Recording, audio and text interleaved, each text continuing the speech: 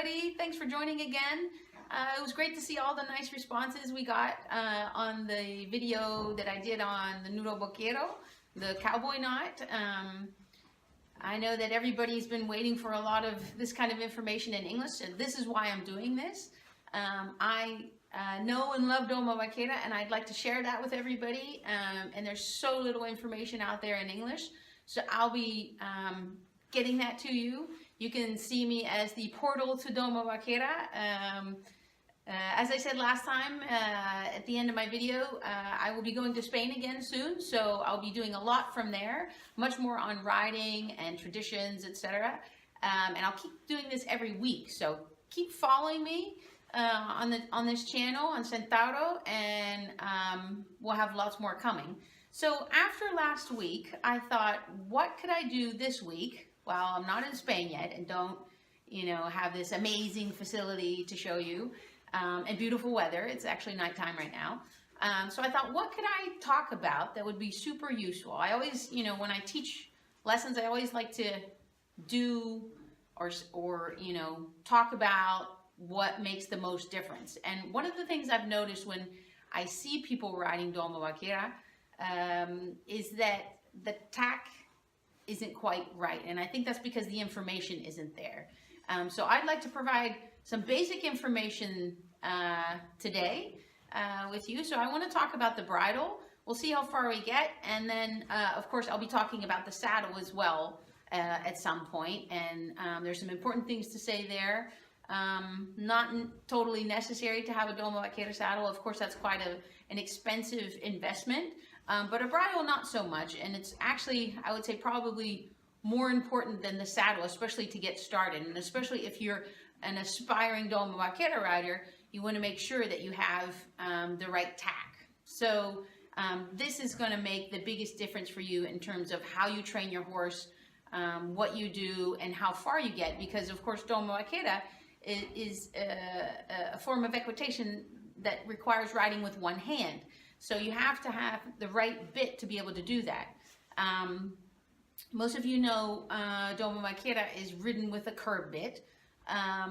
In some countries, I live in Holland, in some countries that's quite common, but in countries like Holland, it's not so common because they mostly ride dressage, of course jumping as well, but most people never get to ride with a curb bit. And one of the misconceptions is that a curb bit is really sharp. Well, I'm here to tell you there is no sharp bit, there's only sharp hands. So that's actually the number one necessity when you start riding Doma Vaquera is, you have to have an independent seat. That's probably necessary for any form of equitation, but especially for Doma Vaquera if you want to ride with a curb at some point. Because with a curb, you cannot, depend your balance on, have that depend on the balance you get from your reins. You have to be able to sit independently, keep your balance independently without relying on your reins. So I'm going to start off with the bridle that we would normally use with a young horse.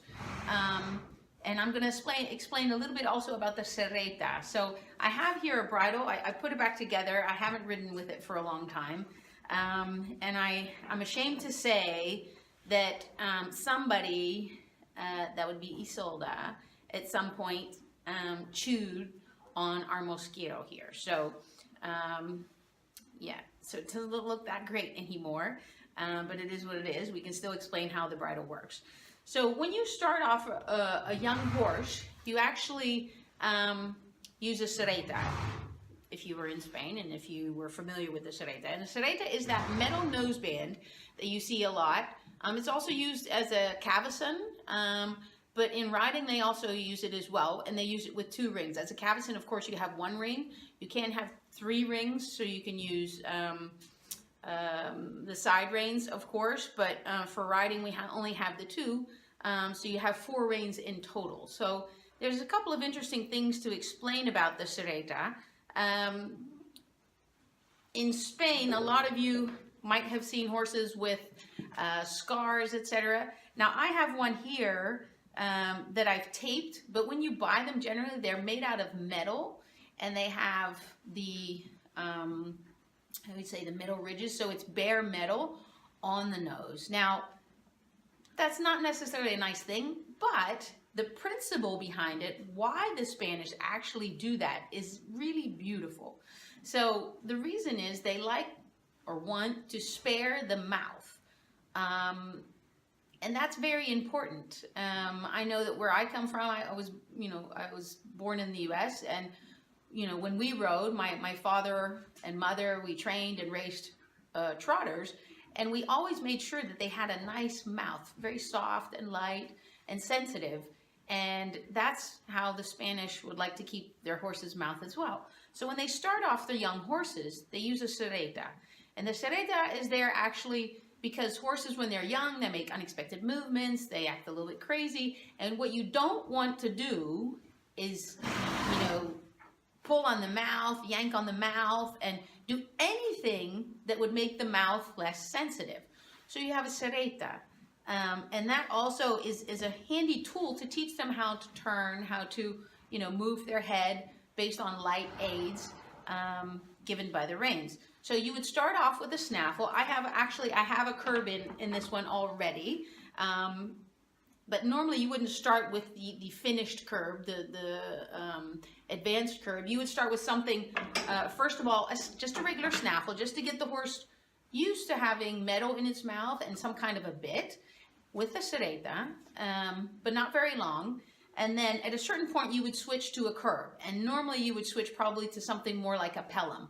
You have a Spanish version, so it's still a curb bit, but it has the sides that actually move. So for those of you that don't have a serreta, don't want to use a serreta, or don't feel secure with that, you could use a pelham, the Spanish pelham. I'll show that in another time. That actually moves, so then you could actually just have, just like a pelham, your 4 reins on your bit. But you have to make sure that it's the side pieces, they actually turn, because this one is a fixed bit. It doesn't turn. The sides just are fixated. So not really ideal for riding with 4 reins, and not meant for that either. So like I said, the principle of a serreta is actually quite beautiful. So besides the fact that it saves the mouth, preserves the mouth, keeps it sensitive, so you can do much more with the serreta together with the bit instead of just working with the bit. What it also does is, what a bit normally would do, if you want to turn to the right, besides using your leg aids, of course, and teaching the horse how to turn on your leg aids and your weight, which is what we do in Doma Vaquera, you would use your bit as well. But in this case, because we want to, like I said, save the mouth, and later you won't be using the bit to turn or to steer, really. It's more used as a secondary aid.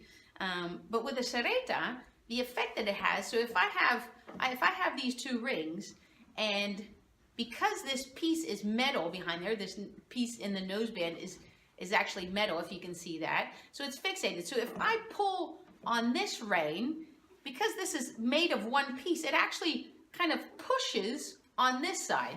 So if I grab you by your jacket and I pull you, your initial response would be to pull back. You get this resistance in your muscles. But if somebody pushes you, it's a different response, see? So if I pull this rein and I want to turn my horse to the right, I get this push effect here. It's almost kind of like a full cheek snaffle as well. So if I start a horse with a snaffle, I prefer a full cheek snaffle, because when I pull, first of all, I don't pull the bit through the mouth, which is why the full cheek snaffle is what it is, with the long pieces on the side. If you pull, you're also, because of that, because you have that long piece on the side, you're actually pushing the horse as well. So you're pulling on this side, but because this long piece is like that, and not just a regular ring like you would have on a normal snaffle, you have, with the full cheek, you have this push effect. So it's kind of the same idea. And that's why it's a beautiful concept. It's actually quite technical. Now, yes, you do see horses with scars, but the idea behind it is as well, you don't really need the mouth. You need to preserve, the nose, you need to preserve the mouth. So that's the important thing. So the idea, the principle is actually quite beautiful, and I think very, very effective as well. So you have different kinds of serretas. You have one with very long rings, one with shorter rings. This is your average one. So connected to your serreta, you have your small reins, double reins, and you see on the end of your normal reins that are actually attached to your curb, you have a knot. On your double reins that are connected to the serreta, you do not. You just have two loose ends, and they're not meant to have knots in them. So the reason being, when you start off, you'll start, two hands, two reins. So you have two reins in one hand, two reins in the other hand.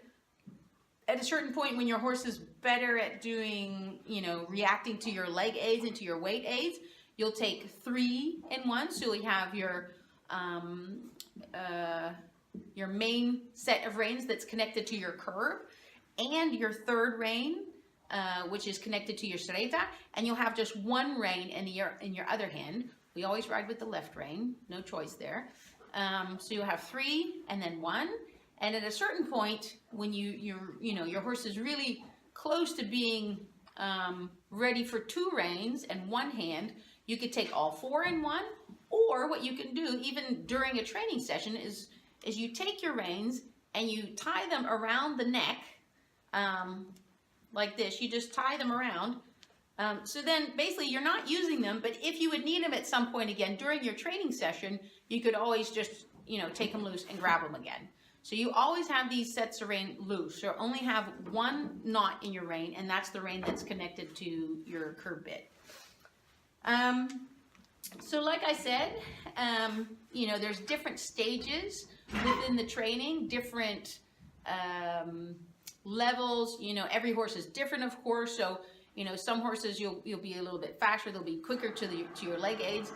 What I notice, especially, coming from riding English, is when you have 2 hands, 2 or 4 reins, you tend to do a lot with your hands. So I like to go quite quick to 2 hands, 2 reins, 2 reins in one hand. But that depends on yourself, and that depends on your horse, obviously. Another thing I'd like to explain, because there seems to be some misconceptions about that. Not so much, like I said, in those countries that are used to riding a lot with curb bits, like the UK, like America. We have Western in America. Of course, Western is everywhere nowadays. But just, normal folk aren't really used to riding with a curb. I grew up riding with a curb. We put a curb on my pony, a Pelham, because he would stop and eat grass. So it was kind of important that I controlled him, and I couldn't do that with the snaffle. But we were also taught to not, yank on the mouth, not touch the mouth, not pull on the mouth, or hold your balance on the mouth. So those were, it's a different way of thinking, I guess. But again, a misconception is that a curb is quite sharp, and it is potentially, but that depends on the rider and on their hands. So what you have to understand is with the curb is that there's 3 ways that it works on a horse. So you have the curb, of course, the mouthpiece that has that curve, and that's actually to leave some freedom for the tongue, which is more comfortable. But if you look for example, in Western, obviously, the spade bit, that's your most severe version. If you would use that incorrectly, that piece that goes up on the mouthpiece, the spade would actually hit the roof of the mouth. So of course that can happen also depending on how your horse's mouth is constructed. Some horses have a really low roof of their mouth, so it'll actually touch their mouth. So when that turns, when your curb bit actually turns, that round piece in the middle here, I should show you, turns, twists, and then it can hit the roof of the mouth. The other way that a curb bit works, and I'm explaining really basic stuff here, but I want people to understand, is with the chain, obviously. By the way, my bit is extremely rusty. I live in Holland, And if some people know Holland, they know how wet it is. And, you know, Spain, not so much. So here, everything rusts really bad. But don't worry, because your horse actually prefers that. They really like that rusty taste. It's a sweeter taste. It's almost like, you know, if you have your regular snaffles, you can buy them in things like German steel and other metals that are a little bit sweeter, and horses actually prefer that. So my bit is very rusty. I do take care of my stuff. But that's just the weather here. Anyway, so you have your chin strap. Now, what your chin strap does is actually creates pressure and kind of, you know, really squeezes the mouth, the jaw, the underjaw. So when you take the reins and you know, the bit, you know, goes back a little. I'm not using the right word here. I'm thinking of a Dutch word. Tilts, let me put it that way. Then it creates this pressure. So it creates pressure on the chin piece.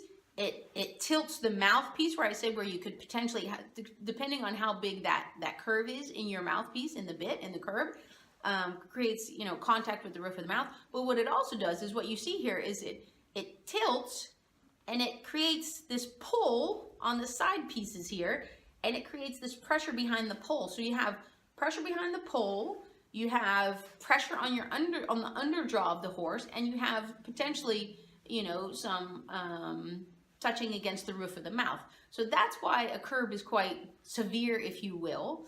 But like I said, it all depends. But that's why you can't, you know, you have to be used to riding with an independent seat. You can't be holding your balance with your reins. You have to have, you know, that has to be independent from the rest of your body, what you do with your hands, right? So that's super important.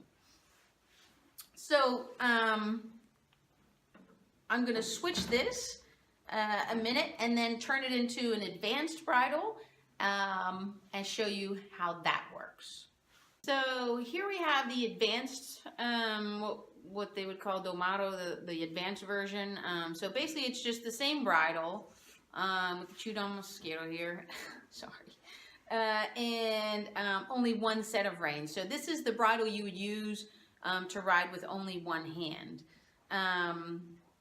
You know, these are for those horses, like I said, that have passed those stages where you ride, you know, with two hands, 3 and 1, and then 4 and 1, or 2 and 1, and still with your reins around the neck, in case, you know, you haven't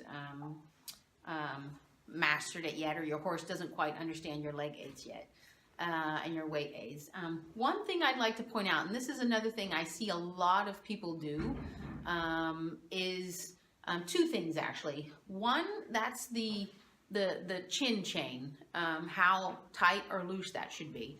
Now, a lot of people think, because they don't understand what I just explained, how a curb bit works, they don't quite understand that. So they do the chain too loose, and they think, you know, maybe that'll make it, you know, less sharp, even though, you know, like I said, it's not sharp. It only depends on your hands. But that's not actually that nice, because if you understand the work, you know, like I said, of that mouthpiece, if you have the chain really loose, it's able to turn more, to tilt more, which creates more pressure, not so much on the chin, that's correct, that becomes less severe, but you still have that tilting that creates more pressure on the pole, and also potentially, depending on how big that curve is on the mouthpiece, more pressure on the roof of the mouth. So not necessarily a nice thing. So what you want to do is you want to make sure your chin chain is adjusted to the right length. So the right length would be that you can just, so once you've adjusted it, you can just put 2 fingers in there. And when I say just. So not, you know, easily, or, you know, 3 fingers, 4 fingers between the chain and the horse's jaw. No, just 2 fingers. That's the right size or tightness. And what you want to do is then, and I'll show that on Isolde sometime, maybe next time, is when you tilt it 45 degrees, then it should already start working. So what you would see a horse, if you start doing that just while they're standing, after you put your bridle on, you want to make sure it's the right length. you just tilt your curb bit a little bit, around 45 degrees, and then what you'll see your horse do is, and then your horse will bend already. It'll start to, you know, give to that pressure, and that's the length you want. But if you have to, and what you see a lot of times in pictures, and of course there's moments, you know, in pictures, but if you see that consistently, you know, that the curb bit is you know, bent like this, in regards to you know, the horse's mouth and head and the rest of the bridle, that's too much. If you can bend your bit that much, and you're not actually pulling on the reins that much, of course you can always do that if you pull on the reins really hard, really tight, which sometimes happen depending on what your horse is doing, but those are split seconds. But I mean, consistently, then your chin is too loose. And the other thing I wanted to point out, and really want to stress that, curb bits are not for riding with two hands. You do not ride your curb bit with two hands. They're only made for riding with one hand. What you also see a lot of people even riding with Western bits, broken ones, or broken, you know, so basically curb snaffle type bits, Thompson bit, I believe you call it.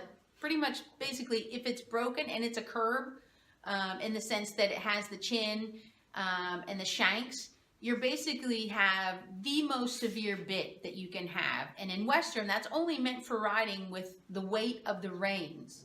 That's not meant for riding, you know, like we do in Doma Vaquera. We have much more engagement of the reins.